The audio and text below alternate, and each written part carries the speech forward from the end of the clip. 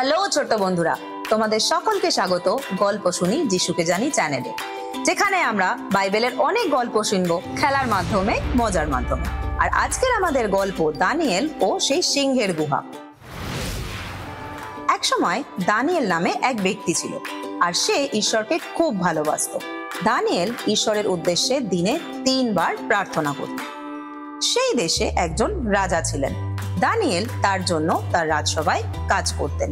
Danijel ছিলেন সেই রাজার খুবই প্রিয়। দানিয়েলকে রাজা খুব ভালোবাসতেন। কিন্তু সেখানে কিছু দুষ্টু লোক ছিল, যারা দানিয়েলের প্রতি রাজার এই ভালোবাসা একদম ভালো চোখে দেখত না। তাই তারা একটা ফোন দিয়ে আটলো।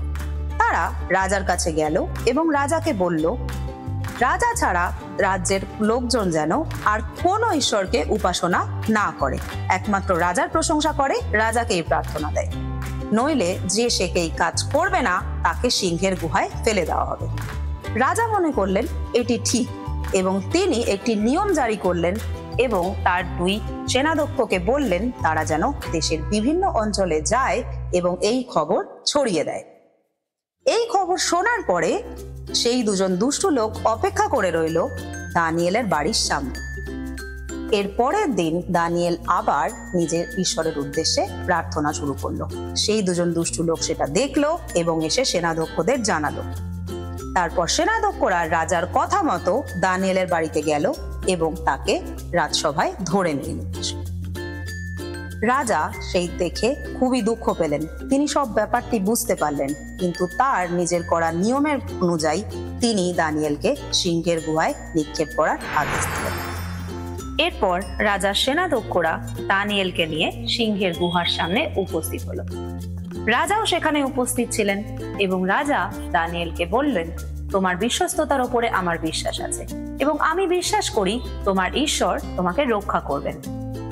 সেনাধ্যক্ষরা এরপর দানিয়েলকে সিংহের গুহার ভেতরে ছুঁড়ে ফেলে দিল।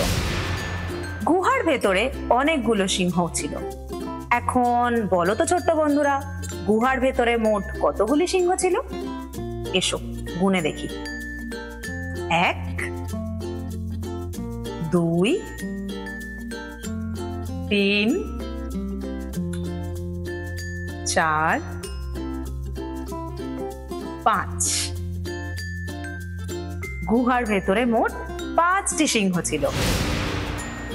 দানিয়েল এরপর প্রার্থনা শুরু করলেন এবং সে তার ঈশ্বরের কাছে প্রার্থনা করলেন যেন ঈশ্বর তাকে রক্ষা করে।